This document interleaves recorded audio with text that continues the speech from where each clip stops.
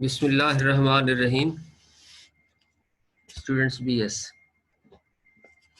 Lecture number 13 conditions and rules of resonance. Last जो lecture था उसी की कंटिन्यूटी है। हमने लास्ट गालबन 4 रूल्स पढ़ लिए थे। आज हम रूल 5 जो है, ये किसके रूल्स हम पढ़ रहे हैं कि रेजोनेंस स्ट्रक्चर जो हम ड्रा करते हैं, किन रूल्स को फॉलो करके हम ये रेजोनेंस स्ट्रक्चर ड्रा करेंगे। तो इसके लिए 5th रूल ये है all canonical forms do not contribute equally except when they have the same energy. The most stable canonical forms are the most important contributors. यानी जितने हम रेजोनेंस स्ट्रक्चर या कैनोनिकल स्ट्रक्चर ड्रॉ करते हैं, उनकी contribution या आप उसे कह दें उनकी स्टेबिलिटी इक्वल नहीं होती, और they have the same energy. The most stable canonical forms and are most important contributor. यानी बात का ये होता है कि जिनकी एनर्जी एक जैसी हो तो उनकी कंट्रीब्यूशन भी क्या होगी, एक जैसी होगी। अगर एनर्जी डिफरेंट है, कंट्रीब्यूशन डिफरेंट, एनर्जी सेम तो कंट्रीब्यूशन आप कहेंगे उसकी सेम होगी। एज एन एग्जांपल कि ये 1,3 ब्यूटाडाइईन में जब आपने इनके पाई इलेक्ट्रॉन्स को मूव किया था साइड्स पर, तो 2 इसके कैनोनिकल स्ट्रक्चर्स हासिल हुए। तो हम इसमें एक को मेजर कंट्रीब्यूशन दे रहे हैं, बाकी जो 2 हैं इन्हें हम माइनर कंट्रीब्यूशन शो कर रहे हैं। अब नीचे आप बेंजीन का देखें, जो कैल्काइल स्ट्रक्चर्स हैं दोनों, यानी इनकी क्योंकि एनर्जी एक जैसी है इसलिए इक्विवेलेंट कंट्रीब्यूटर्स होंगे। जब इनकी एनर्जी डिफरेंट है तो फिर एक मेजर कंट्रीब्यूशन का और एक माइनर कंट्रीब्यूशन का है। इस चीज को मालूम करना कि इनकी एनर्जीज और इनकी कंट्रीब्यूशन डिफरेंट है, यानी इनकी स्टेबिलिटी डिफरेंट है, अगरचे ये एक बहुत मुश्किल काम है, डिफ़िकल्ट टास्क है। कोई एक असूल आप नहीं कह सकते कि इसकी बुनियाद पर आप क्विकली कह सकें कि इसकी जो है कंट्रीब्यूशन ज़्यादा है और इसकी कंट्रीब्यूशन कम है।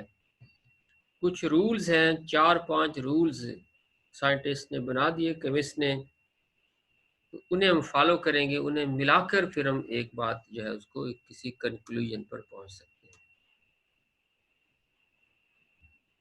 अच्छा, अब देखिए इसमें पहली बात उसमें क्या है, structure with more covalent bonds are generally more stable than those with few bonds। Clear होगी बात कि जिसमें मुकम्मल कोवलेंट बॉन्ड की तादाद ज़्यादा है, साफ ज़रा उसकी स्टेबिलिटी ज़्यादा होगी, कंट्रीब्यूशन ज़्यादा होगी। वंस अगेन वही आप 1,3 ब्यूटाडाइईन को ही कंसीडर करें, तो इसका स्ट्रक्चर ए है। अगर आप सिर्फ कार्बन कार्बन बॉन्ड्स को ही कंसीडर कर लें तो इसमें कितने हैं, 3 जो है ये आ गए सिग्मा बॉन्ड्स और 2 पाई बॉन्ड्स हैं, तो टोटल कितने बन गए, कार्बन कार्बन के दरमियान 5 बॉन्ड्स आ गए टोटल। बी और सी में अगर आप देखें, बी में आपको नजर कितने आ रहे हैं, 2 और 1 3 और 1 4 इसमें बॉन्ड आप कैलकुलेट करेंगे। स्ट्रक्चर सी में कितने होंगे, 1 2 3 जो है बॉन्ड्स आपको नजर आ रहे हैं।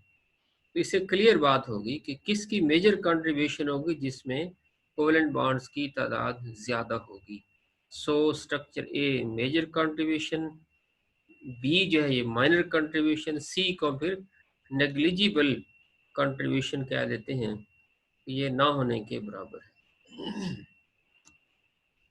इसी को देखें, दूसरा जो इसी का असूल है कि मेजर और माइनर कंट्रीब्यूशन को किस बुनियाद पर कह सकते हैं? Structure with greater charge separation are more unstable, especially if charge separation leads to reduction in the number of covalent bond.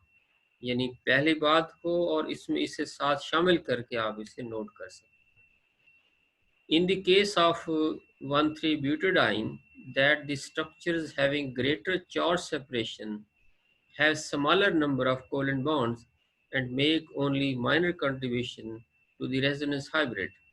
When structure with separated charges have the same number of covalent bonds as those with no charge separation, their contribution is significant, though relatively less than the contribution of the uncharged structures. ये आप clear हो जाएंगे कि जब आप इस example को देखेंगे। ये इसमें मुख्तलिफ एग्जाम्पल्स शामिल हैं।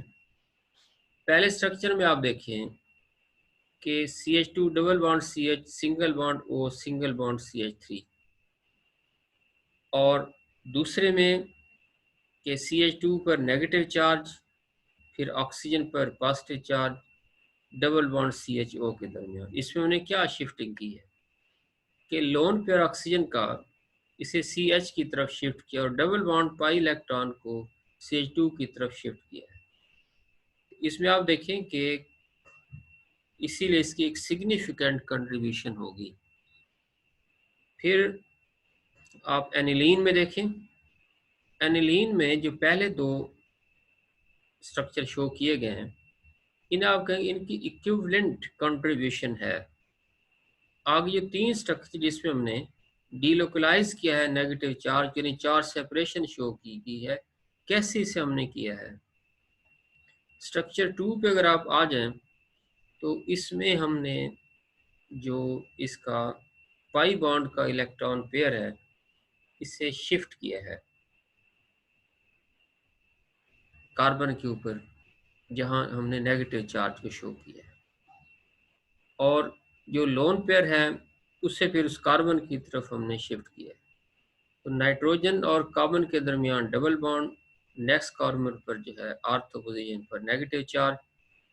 नेक्स्ट पर इसे हमने क्या किया कि उसी इलेक्ट्रॉन को हमने नेक्स्ट जो है ये पाई इलेक्ट्रॉन को शिफ्ट किया है कार्बन नंबर 3 के ऊपर, 4 के ऊपर, फिर हमने उससे जो है 5, 6 के ऊपर क्या है शिफ्ट किया है।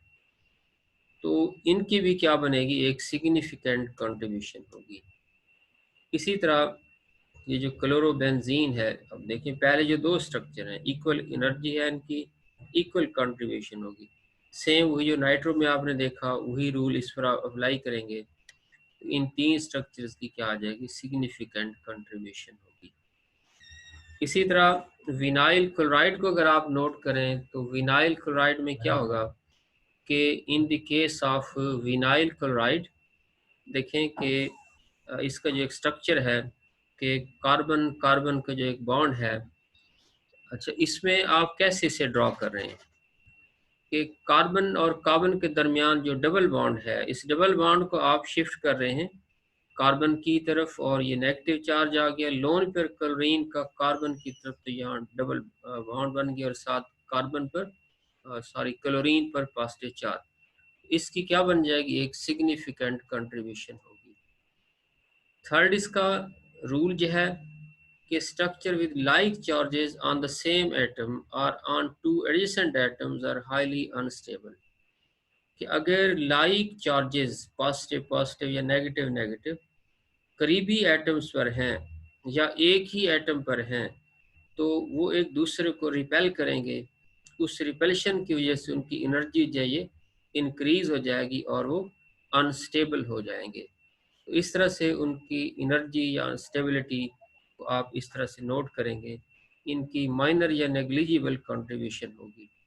ये जो मिथाइल एजाइड का स्ट्रक्चर है CH3N3, तो इसमें ए बी स्ट्रक्चर जो है ये तकरीबन इक्वल कंट्रीब्यूशन पर हैं, लेकिन जो स्ट्रक्चर सी है ये आप कहेंगे नेग्लिजिबल कंट्रीब्यूशन में होगा। अच्छा नेक्स्ट फोर्थ रूल देखें कि structure with a negative charge on a more electronegative atom are more stable, than those in which the negative charge is on the less electronegative atom. साफ ज़ाहिर है, अगर negative charge electronegative atom पर होगा तो stability को increase करेगा, contribution को इंक्रीज करेगा। अगर नेगेटिव जो इलेक्ट्रोनेगेटिव एटम है उस पर क्या आ जाए, पॉजिटिव चार्ज आ जाए, तो उसकी कंट्रीब्यूशन नेग्लिजिबल हो जाएगी। और इसका पांचवा रूल ये है कि structure in which bond angles and bond lengths resembles closely with the resonance hybrid are more stable than those with distorted bond angles and bond length. इसी बेंजीन में आप कहते हैं कि जो कैकाउल के दो स्ट्रक्चर हैं इनकी इक्वल कंट्रीब्यूशन और मेजर, लेकिन जो डाइवर्स स्ट्रक्चर्स हैं इनकी माइनर कंट्रीब्यूशन है। उसकी मेन कॉज पता है क्या है कि कार्बन कार्बन का ये दरमियान जो एक बॉन्ड, इसकी लेंथ आप देख लें बहुत ज़्यादा है। तो बाकी स्ट्रक्चर जो है उनकी लेंथ तो रीज़नेबल है, लेकिन इतनी ज़्यादा लेंथ का जो बॉन्ड है वो स्टेबल नहीं होगा, इसीलिए इनकी आप माइनर कंट्रीब्यूशन कहेंगे। इसी तरह से आप देखें ये नीचे जो एक स्ट्रक्चर वही 1,3 ब्यूटाडाइन के लिए हमने शो किया है, तो कार्बन 1 और कार्बन 4 के दरमियान भी हमने एक डॉटेड लाइन के साथ एक बॉन्ड को रिप्रेजेंट किया है। तो ये नॉर्मल कोवेलेंट बॉन्ड इस तरह से तो नहीं एग्जिस्ट करते, तो इसलिए ये बिल्कुल इनसिग्निफिकेंट होगा, यानी इस तरह का कोई स्ट्रक्चर जो है ये एग्जिस्ट नहीं कर सकेगा। तो ये जो है आज के जो पोर्शन था ये यहाँ पर कंप्लीट हुआ।